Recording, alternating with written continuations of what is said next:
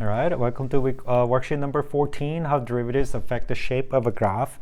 Corresponds to section 3.3 from our textbook. In this section, we'll discuss even more ways to connect the shape of the graph and the function, graph of a function and its derivative. So we'll look at the derivative, we'll look at the second derivative and see when its derivative acts certain ways, depends on how the graph looks like. So the main thing is increasing and decreasing test. Suppose that f is differentiable in interval I. If the f prime of x is positive or non-negative for all x on the interval I, then x is increasing. And then vice versa, the other way around, f prime of x is less than or equal to 0, that means it's negative or non-positive, then f is decreasing, right? On f on the interval I. So what does that mean? F prime of x is is bigger than or equal to 0. That means the tangent line, the slope of the tangent line is positive, not negative, right? That means tangent line looks like this way, right?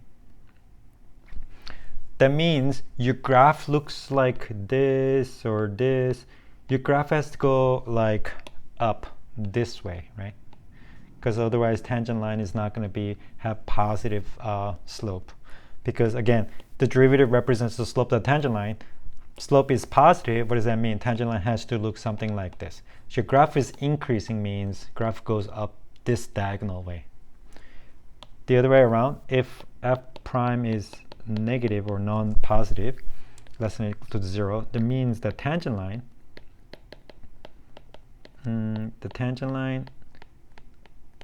looks like this, has negative slope, so it has to look like this. That means the graph is going to look like either this or this. It has to go down this way, right? So your graph orientation of the graph looks like this. That's how we get the tangent line that goes this diagonal. So by looking at the sign of the graph, sign of the derivative, if derivative positive, derivative negative, I can see how the graph is going to be shaped, generally speaking, right? Here, I'm going to make one more comment. If f prime of x is equal to 0 on the interval, that means you have a completely horizontal line. Okay, let's look at example 1. Find the intervals f of x, x minus 1, the whole thing square, x squared minus 6 is increasing, whereas decreasing. Also find the relative maxima and minima. Okay, so what does that mean? First, I need to figure out where is f prime of x is positive, then is increasing, right? And then if f prime is negative, that means it's decreasing, right? So first we need to find the derivative. So f prime of x. So I want to take the derivative of this, and then just call this f, call this g. So then it's f prime times g plus f times g prime, right? So derivative of this term is x minus 1 squared. So I'm using derivative of square function is 2x minus 1 to the 1 power times the derivative of whatever's inside. Derivative of x minus 1 is just 1 times g, just leave the g alone, plus leave the f alone, and then times the last one, g prime, so take the derivative of x squared minus 6, so it'll be just 2x. All right, so I'm going to set that equal to 0. So first what I'm going to do is I'm going to try to find where this is equal to 0, and from there I can figure out when it is positive, when it is negative, when it is 0. So this is a pretty typical situation. All right, let's see if we can maybe can I factor something? I see 2 here, 2 here. I have x minus 1, I have x minus 1. So I'll factor those out. So what I can do is 2x minus 1. So from here, I factor this out. So only thing that's left is just x squared minus 6. So x squared minus 6. And from this part, I factor out x minus 1. So it's because it's x minus square, I have x minus 1 left, and then there's x left. So plus x minus 1 times x is equal to 0. So what does that mean? 2x minus 1, x squared minus 6 plus x squared minus x. How did I get that? I distributed this, I distributed that, right? And then is equal to 0. So what do I get? I get 2x minus 1. I get 2x squared minus x minus 6 is equal to 0. So I kind of simplify this. 2x squared minus x minus 6. So I see this times this is equal to 0. That means either x minus 1 is equal to 0 or 2x squared minus x minus 6 is equal to 0. The first part is pretty simpler than the second part. This one I have to factor. Depends on how you learn your factoring. I do like a try and error stuff. So 1 times 2 is 2. Negative 2 times 3 is negative 6. If you multiply these two, I get negative 4. If I multiply these two, I get 3. And when you add them together, you get negative 1. So that's how I factor here. So what I get is x minus 2, 2x plus 3. So this is my first term. This is my second term. Is equal to 0. That means x is equal to either 2 or negative 3 over 2.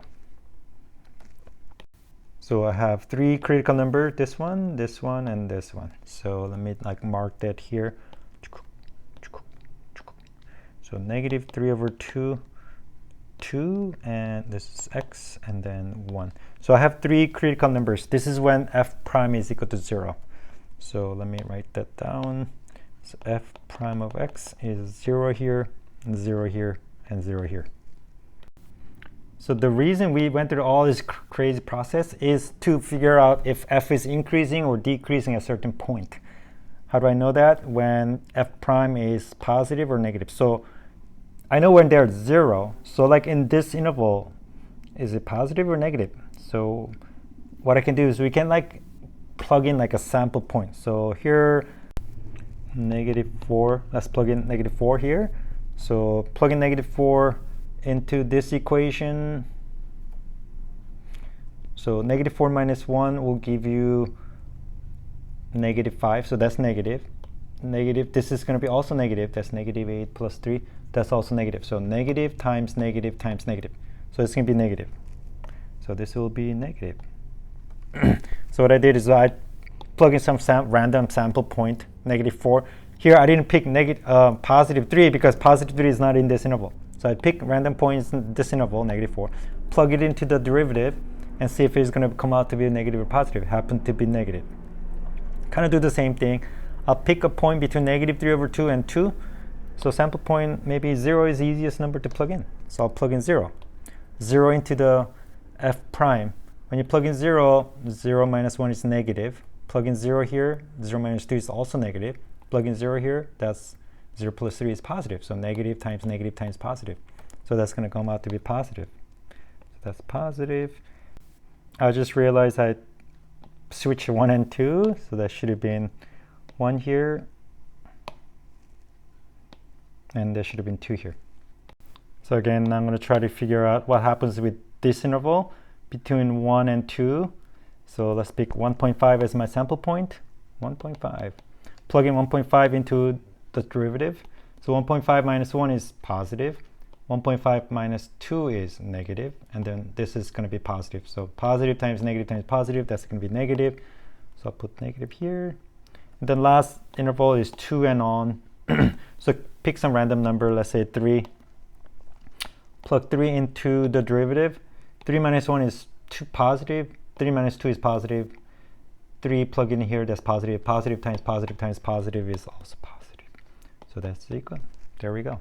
So that means f of x is basically, so in this interval, my derivative is negative. That means my graph is going to be looking like this. So I'm going to put it like this way.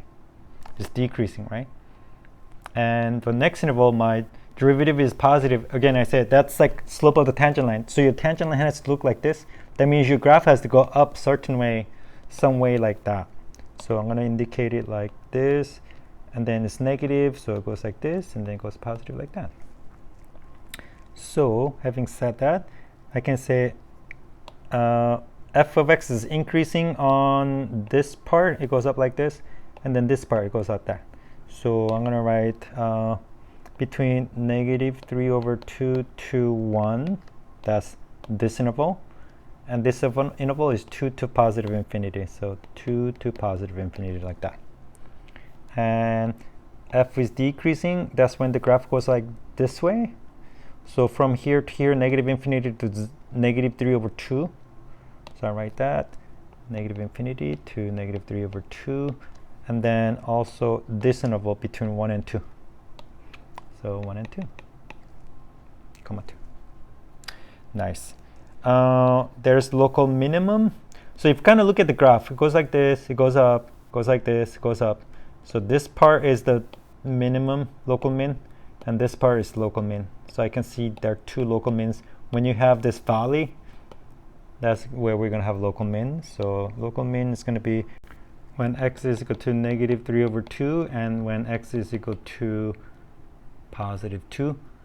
When you plug in +2 into the original equation, you're going to get -2. So that's your local min. When you plug it in, this number into the original equation, you're going to get about -23.43 something something. So that's your min. Local max is when, like right here, it goes up and then it goes down, right? So this is where local max is going to happen when x is equal to 1. So x is equal to 1. Again, you plug it into the original equation, because when you talk about min and max, it's talking about the height of the graph, the original graph. So to find the max and min, you kind of have to plug it into the original graph. So to find max or min, you plug in x values into the original equation, f of x. Okay, so when you plug in 1 into the original equation, you're going to get 0. All right. Next, kind of summarizes what we just did. So if f of x changes from positive to negative at x is equal to c, then f has a local max. Oops, local max at c, because graph is going to go like this and then goes down like this. So I can kind of, you can imagine like this part is the local max. That's highest point around the neighborhood. If it changes from negative to positive at x is equal to c, then f has a local min, because then it goes like this and it goes up like this. So then this will be the lowest point. The previous example we did, it went like down, went down here and went up, went down and up. Not every question is going to be like that. Some questions are going to be like up and down and down. So if it goes up and up, that means this is like nothing. So that's like the next point is saying, if f of x, f prime does not change the sign as c, then f is neither local max nor local min. That means this is like nothing. Different function, for differential function, when the graph turns, means that it goes up and down or goes down and up. Turns the direction. One side of the graph has a positive derivative and the other side is negative. When that happens is usually when you get the local max and local min. Right? You can kind of see it as a shape. All right, let's do one more example, and then I'm going to have you try a bunch of stuff. Example 2, f of x is x cubed. Find local max or local min. So we'll kind of do the same thing. Let's find the critical numbers. F prime of x is 3x squared. So when it's equal to 0, x is equal to 0. That's it. So this one is a little bit simpler. Let me use red. 0. So f prime of x is 0 at 0. Okay, I'm fine. Now I want to, so it kind of gives you two intervals, like this interval, this part of the interval, and this part of the interval. So what happens when x is less than 0? I want to see what happens to f prime. So again, pick like a random sample point, -1. So plug in -1 into the derivative. -1 squared is positive, so that's positive. And let's plug in 1. So put 1 into the f derivative, and that's just also positive, so that's positive. So this is a case where it's positive and a positive. Okay, That's different than before. So that means in terms of f of x, it's increasing and it's increasing, right? So like this point is not min nor max. So that's it. No local max and local mins. All right. So I don't want you to just always assume that, oh, this is going to be min or max, but sometimes this is none, right? Just want to make sure that's the case. If you draw the graph of it, it's going to look something like this. So this point is not min, nor local max. Okay, I'm going to have you pause and work on example 3. Then after you're done example 3, we'll meet back at the next example. And for example 3, local min is at 0, 0. This is x value, this is y value. No local max. All right, let's look at the next section or next point here. Let's look at the following two graphs. Graph goes like this, increasing. The other one goes like this, also increasing. They're both increasing graph, but they kind of increase in slightly different way. One increases like this, one increases like that. So how do you distinguish my graph looks like this or this, right? So both graphs have 0, 0, 1, 1, 0, 0 here, 1, 1 here, 1, 1 there, and increasing. That means f prime is positive, f prime is positive. But as you can see, the shape is a little different. So how can we tell? We have to kind of look at the second derivative. So we can say it's concave up. So the phrase you're going to use is concave up is part of the u. So concave up means it's part of your u. If f lies above its tangent line, it's concave down. Concave down is basically the upside down u. So like this graph is part of upside down u if it's below the tangent line below. So like here, tangent lines are here, tangent lines are there, right? Another way to think about it, this is like happy face, this is sad face, right? So concave up is happy face, concave down is sad face. So how do I know? Because they are both increasing, they both start from the same place and end up at the same place. They both have a first derivative positive. If you look at the second derivative, it's basically the opposite. If we look at the second derivative, the first one, the concave up, the second derivative is going to be positive.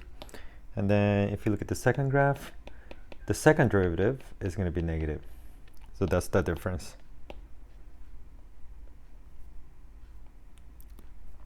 So let's look at this graph and try to analyze. Here, first derivative and the second derivative. First derivative here is horizontal tangent line, so they'll have 0 slope.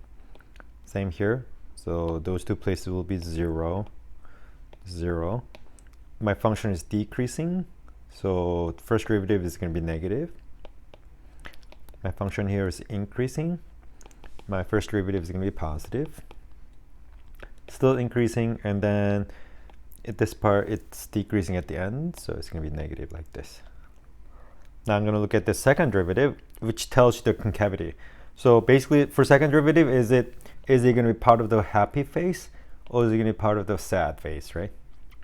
So from here to here is part of the happy face, concave up. So second derivative is going to be positive. So second derivative is positive, positive, positive. And here is part of the sad face or concave down. So second derivative in this part is going to be negative. So negative, negative, and then negative. I think I might need a little space right here. This is when second derivative is equal to 0. Right? So this is how I look at the first derivative, second derivative. It tells you slightly different things, right? So I can get different information. Depends on what kind of shape we have. All right, so kind of repeating concavity test.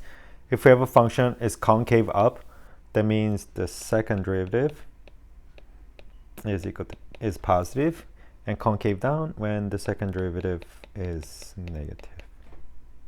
All right, let's look at the example 4 here. Example 4, find the this function where the is concave up and where is concave down.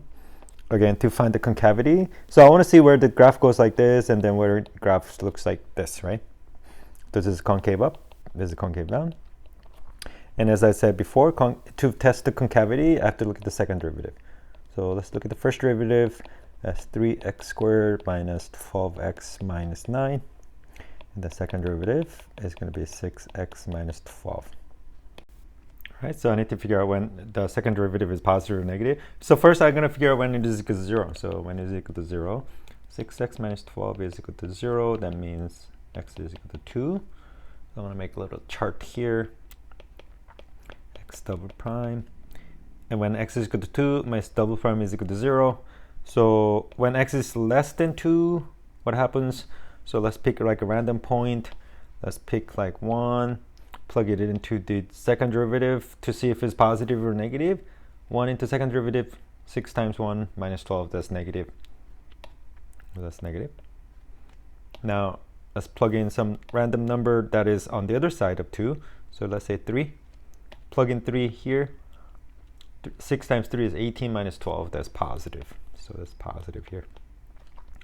So second derivative is 0 when x is equal to 2. How about this when x is less than 2? What is second derivative? It turned out to be negative. It turned out to be positive when x is bigger than 2. So from this on this interval, and the other side is going to be concave up. So second derivative positive if x is bigger than 2. So f is concave up on the interval 2 to infinity, and the second derivative is negative when x is less than 2, so f is concave down on the interval negative infinity to 2. All right, now let's look at the next definition here.